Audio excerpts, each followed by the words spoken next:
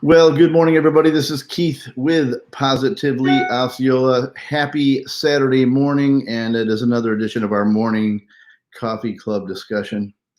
And that discussion takes place today with you, our cool listening and following audience. So, hope you woke up in a great mood. I know I did.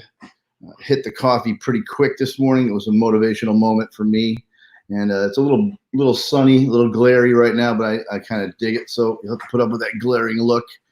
And for those of you who tune into Morgan Boykin every morning for the 5 things you need to know, sorry, my apologies that she is not here this morning. She gets to have a day as well, or 2. So we're kicking it in for Morgan today.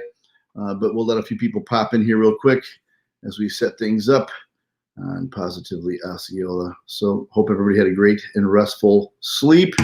If you worked all night and you're crashed, then you won't be subjected to such information overload this morning. So anyway, hope you had a great start to the day. It is early, certainly, at only 3 minutes after 8. Hey, I want to give you a quick heads up. We're going to pop through this pretty quick this morning as ULA, United Launch Alliance, is attempting to launch this morning. They're for the Space Force vehicle. It's very secret, so we won't talk about it. We will not divulge all the private things that ULA has given to us as far as information. So we're going to keep that to ourselves, or they won't share any more private information with us. So anyway, kidding, just going to kind of give you the 5 things you need to know. And this morning, that is brought to you by Creative Inspiration Journey School in St. Cloud. That is a public tuition-free charter school. Big fans of CIJS, right in the east side, or on the east side of St. Cloud, off of US 192, across from the Wawa and Starling Chevrolet, right in that area. So amazing facility. It made amazing teachers and super innovative. If you look to CIJS, CIJSSTcloud.org, you can get some more information about Creative Inspiration Journey School. But we are going to go from here, and I actually might pop that out there if we can take a look at what that facility looks like real quick. Bam, and even bigger. Bam again. There it is, CIJS right in St. Cloud. Humongous facility filled with humongously awesome folks. So there you are, CIJSStcloud.org. Check it out. Looking for some amazing educational experiences for your kids? You can look right there. It might be a perfect fit for you. And now going on to the 5 things you need to know on Saturday, May 16th, folks. So here you go. Coffee in hand, making it all possible. Florida gyms and fitness centers, you may have already heard, may reopen depending on those individual businesses on Monday, as Governor Ron DeSantis announced yesterday at a press conference in Jacksonville, calling it a move to a full phase 1. Restaurants, retail outlets, and libraries will also be able to go to 50% inside capacity on Monday, something most of us have been waiting for to see that happen. All locations must still adhere to 6-foot social distancing and sanitation guidelines. The move to expand restaurant capacity was to make those that lend more to eat-in service rather than take out much more viable for those businesses. Gyms and fitness centers were not part of phase 1, the early portions of it. That plan that began on May 4th. Governor DeSantis said that was part of a commitment to go slow, smart, and safe.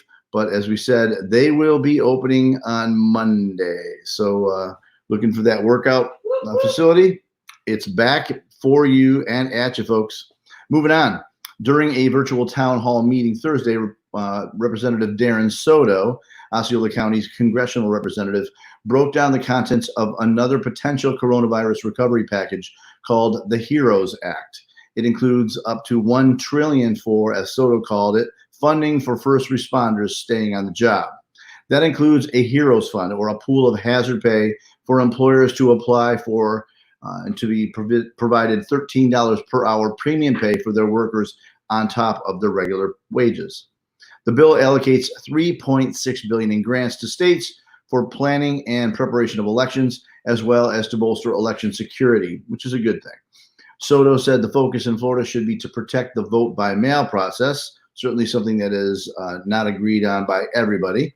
The bill would also provide funding for personal protective equipment for emergency, healthcare, and essential workers, coronavirus testing, contact tracing, and isolation measures to get us out of this health emergency as Soto said. Now, an update to that, the House did vote the HEROES Act in positively last night.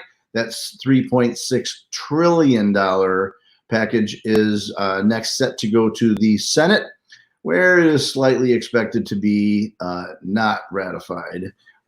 Also, President Donald J. Trump has promised a veto to that bill if it made it to his desk. So don't count on that particular version of that bill making it scot-free through the Senate and to the president. We'll keep you updated as more information comes to be on that. Osceola County has a piece of $1.2 billion waiting for it from a pool of federal funding meant for COVID-19 response. However, since Osceola County, like 54 other Florida counties, has fewer than 500,000 residents, that money has gone to the state instead of its share, getting immediately sent here and to other counties. At Friday's executive policy group media session, County Commissioner Chair Viviana Janer said Osceola County has joined with those counties and the Florida Association of Counties to release or to attempt to release that much needed funding. A pool of about $1 million in CARES Act funds specifically for community grants was made available, and a second round of rent and foreclosure assistance for residents will become available this Monday. Those who qualify can apply beginning at 8 a.m. by going to housing.osceola.org. I'll say that again. Those who qualify can apply beginning at 8 a.m. this Monday by going to housing.osceola.org and selecting the emergency assistance option. I would do that right at 8 a.m. And again, as what we heard at that meeting, this is for residents. Moving on, Publix says all locations will be extending operating hours beginning today, Saturday, and will suspend their reserved shopping hours that they did set aside for seniors and I believe for first responders as well, becoming one of the first major retailers in Florida to relax standards put in place during the coronavirus pandemic. Per a release on its corporate website, stores will be open from 7 a.m. to 9 p.m. starting, as I said, today. Pharmacies will also return to pre-COVID-19 operating hours, which I will discuss a little more in a second. The CDC still recommends and Osceola County mandates that you wear a mask while shopping at Publix or the supermarket of your choice. That is certainly a point of contention, whether you wear a mask or not, whether it's required. But here's the deal. In Osceola County, it is still required per the Osceola County, well, I want to call it right, the emergency, gosh, I'm going to say it wrong. It's the EPG. It is still required in Osceola County. You know, be responsible, be caring, and being kind to others by preventing transmission. If some people don't believe that exactly, but it is a requirement right now in Osceola County. And how they enforce that, we'll go from there. But that is the case right now. So 7 a.m. to 9 p.m. today at Publix beginning. Yes, many of the stores certainly were open, I think all, till 10 p.m. prior to COVID. Their initial hours were 7 a.m. to 9 p.m. prior to that. They did go to 10 p.m. And then, of course, that changed due to the pandemic. I spoke to someone at Publix, and they told me that they're going back to that 9 p.m., going to watch what's going on with that, see how it all goes, and then they're going to process anything that might change from there. So there you have it. That's the deal. Moving on, number 5. By early 2023, there will be an Osceola County trail that will connect walkers, joggers, and bikers to the 2 Lake Tohos.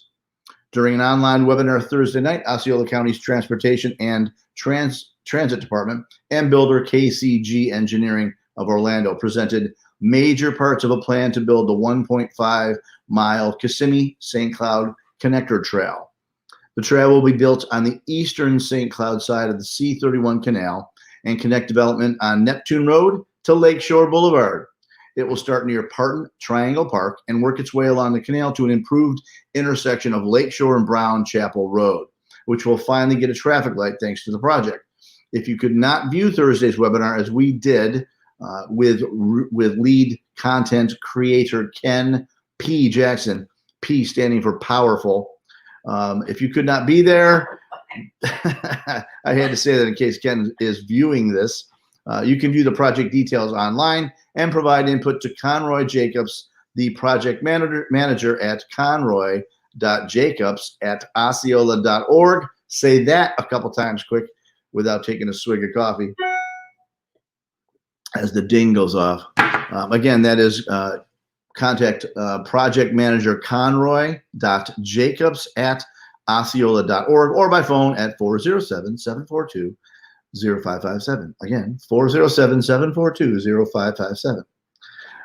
There you have it. That's a very cool thing, to be honest with you, and I'm looking forward to that. We're going to try to give you a bird's eye view of that very soon. And again, if you're not paying attention as you're driving over Neptune, if you look to the left coming from St. Cloud, going towards Kissimmee, it is on your left, folks. Triangle Park right there. But you can kind of see that's kind of set up really well. And a lot of people have talked about this and wanted this for a long time. So rock on with your bad self. This would be cool. We will show you some more of that as it goes on. Wife in the background laughing at that thing. Anyway, so here's the weather as my eyes are getting blinded by the light. The weekend's starting off a bit warm in the mid-70s like right now, and bright and sunny with cloudy skies and a small chance of rain here and there toward the coast right now because in 10 minutes ULA is going to try to launch. But remember, a developing area of low pressure now south of Miami will bring some gusty winds here and there today and a few passing storms, kind of squally. It may bring you a flashback of a little bit of the tropical weather we typically do get. If that storm down there is named, it will be our first named storm of the year, and that would be Arthur. Afternoon temps will rise into the 80s today with, again, rain chances touching around 40 to 50%. That's just based on what we typically see in Florida as storm activity peels across the peninsula.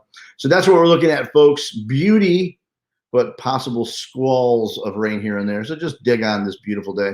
We'll cool back down to 70s tonight with rain chances settling around 10% overnight. Strong winds here and there will continue into the morning, so we say, but rain will clear for a beautiful sunny Sunday, built for coffee absorption, I'm sure.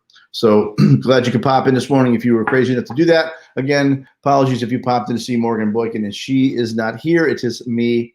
So we will give Morgan a coffee tip and hope she enjoys her weekend off.